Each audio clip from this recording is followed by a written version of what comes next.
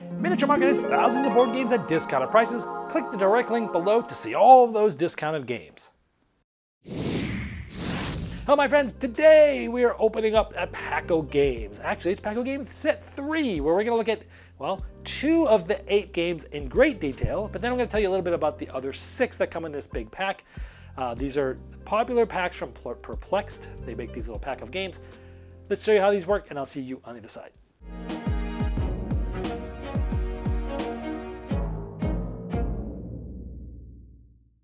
Pack-O Games is a popular set of games that comes in its own little carry case. It has 8 little games. This is the 3rd set of these, which means there's 24 of these games completely available.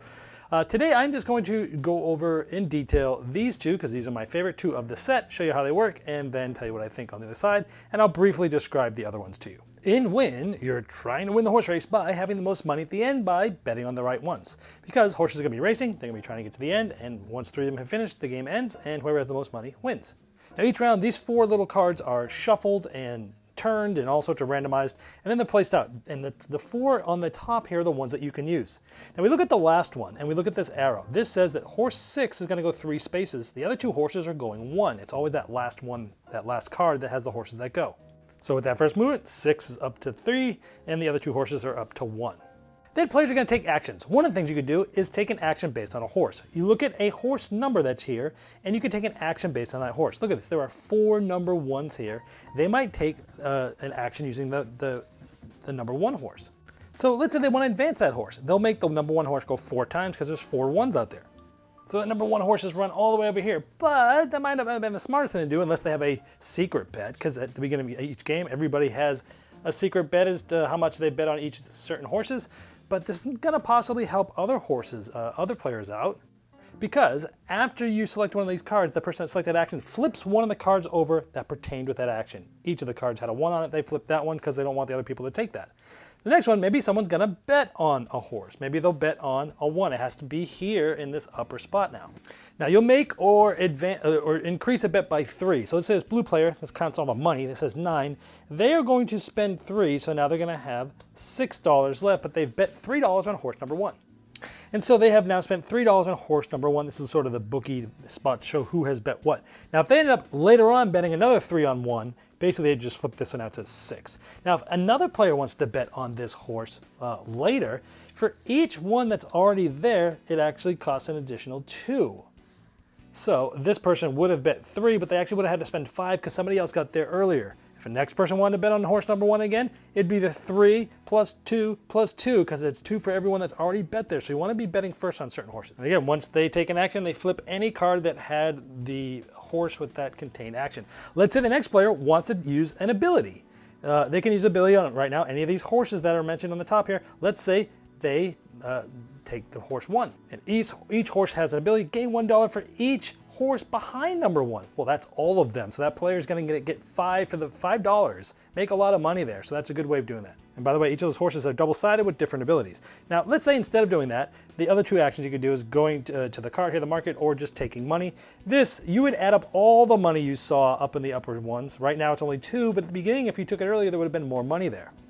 Or you could take the market action, which allows you to either spend $2 to make a horse go 1 forward, spend $3 to make 1 go back 1 and 1 go 1 1, or spend $5 to make 1 horse go back 2. Now, you can never influence a horse to win. The only way the horse can actually win is by the initial flip, by having it get to the end. That is pretty much it. Those are all the actions you do. You would start new rounds, shuffle all these, and you would go until 3 horses have finished. And essentially you add up all your bets. Like horse number 1, if you bet it to come in first, you'd get $4. Second, third, $3, and third place is $2.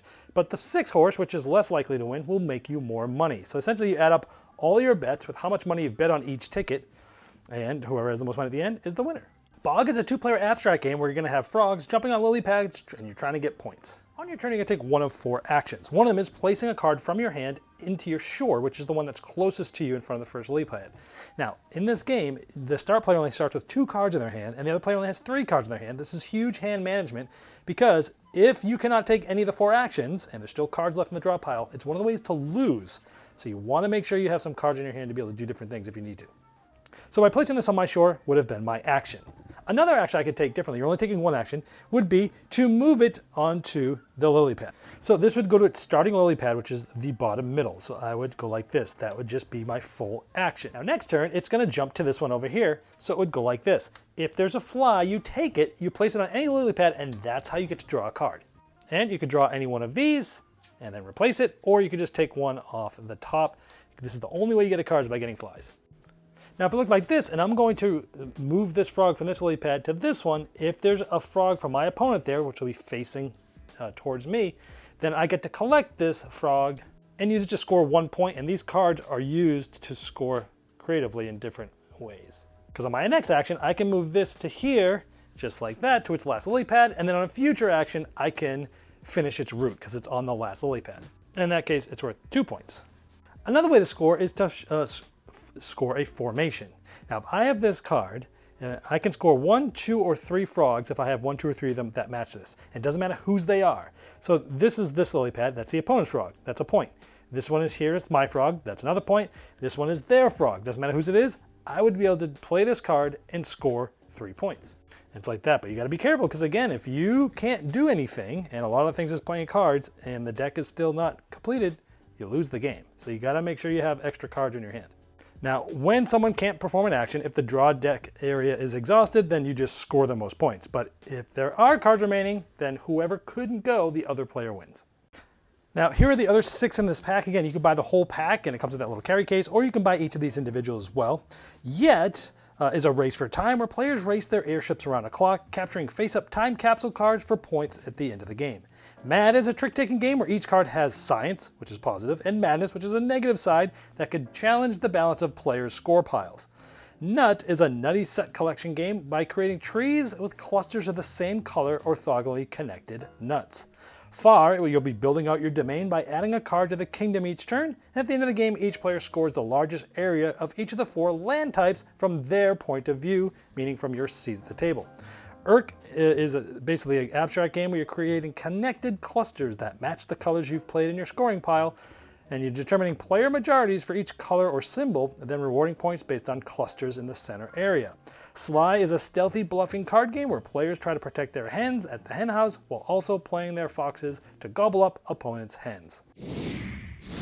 I'm going to first talk about Win. And first of all, I've enjoyed the Perplexed sort of Paco games in the past. I think they're cool little things that you can just travel with, put them in your pocket, have them at any time. It's just really cool. You just put it in the console of your car. Just keep it there, right? You go to a restaurant, hey, we got 8 games that we can pick from, right? Let me first talk about Win. And Win is basically a smaller version of the game Long Shot, which also was re-implemented as Long Shot the Dice game, which is an amazing game. And this is basically a smaller version of this. And it does feel like a bigger game. It's a small footprint in this tiny little thing, but what you're doing, it's like a nano epic game. There's a whole company made on tiny epic games. This is a nano epic game where it feels like a much bigger game than it is, and it comes in a pack the size of bubblegum, right? I like that the actions are limited by the randomization draw. So how many times you can move a horse or what you could do changes every round depending on that randomized draw, and I think that's really clever. I like that choosing which action card to turn afterwards. So you take an action, and you're like, you know what? I don't want that person to get money. I'm going to flip the one that I did that I used that action on that card that has money. Or I don't want someone to take the market action, so I'll flip that one. Or don't want someone to move that horse that many times. I'll flip that one. Hey, you know what? This one card was the only one with horse 6 on it. I used it for a different horse, but it's the only one with 6. 6 might be winning. I don't bet on it. I'm going to flip that. That's one of the best decisions in the game, is which thing to flip over to mess up other people. It's really good. I like using the horse abilities, and that each of the horse abilities are double-sided, and each game they're going to be different.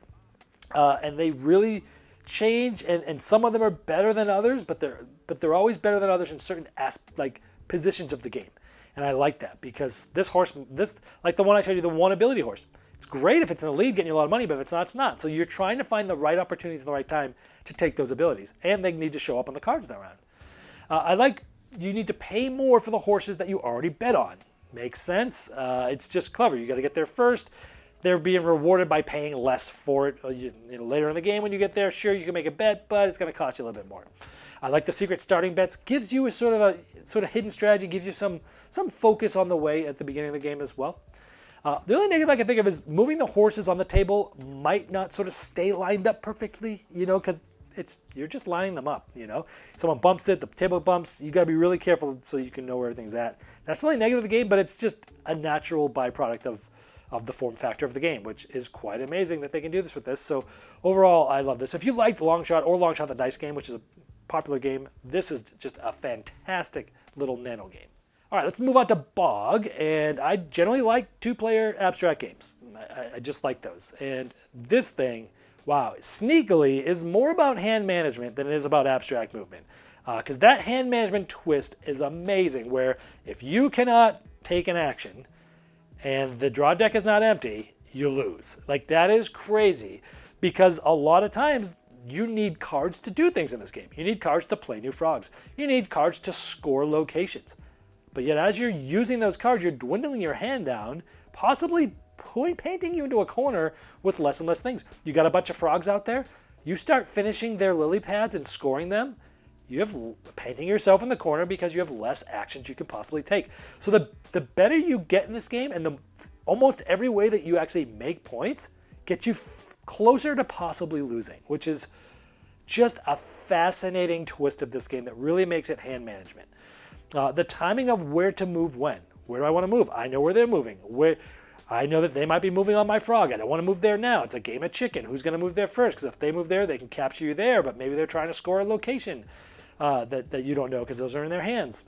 The multi-use cards, it's great. Use it for the frog or use it for the location scoring. I like that you can score using the other player's frogs. So you're doing the location scoring. It's like, I'm going to wait for that person.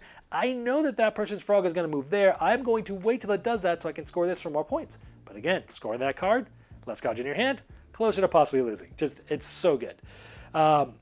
Getting the flies is basically the way you get more cards. It is the lifeline of the game. So where you place that fly is very important, which might be on that player's lily pad closest to them. If they have nobody on their shore, put it there. Because you might have a frog that can go get that again next turn and get another thing. So the game just has, it's simple, but it's so thinky, and it's just got that twist that makes it so unique. The only negative on this is like registering the cards in your head upside down can take a little bit of time. It takes some time to get used to. It takes a game or two to be looking at a card upside down and be able to tell like where it's going to move next. It's not rocket science. Once you get it, you get it. But that can be a little bit of a stumbling block, another like step to go, oh, okay, yeah. It's not hard to see. It just takes a minute to get used to, if I should say. But overall, oh my gosh, this game is punching way above its weight class because it is this tiny little nano game that is just a fantastic two-player abstract game. And I heard that they're making either a big normal-sized box version of this or an implementation or a reimagining of this game into a larger game, which I was going to suggest before I did this review, and then I found out they're actually doing that, so it's pretty cool. It's like, I would love to see this, into like a deluxe edition with some more things going on. Not that it needs it. But yeah, Bog, fantastic. So that's the pack of games. Again, there's 6 other games that I told you briefly about. You can buy all the games together in that one little zip-up pack, or you can buy them each individually. This has been the Game Boy Geek, breaking down barriers, growing relationships with board games by helping you find the next one you love. Game Toppers upgrades every game you play, being the one table to rule them all with Game Toppers, leg kits, dining covers, premium game mats, and more. In their 5.0 Kickstarter, they found a way to deflate prices to pre-pandemic levels without sacrificing their quality brand, and in some cases by $200, plus dropping the shipping price as much as 50%, saving another $100. Go to GameToppersLLC.com to late pledge now.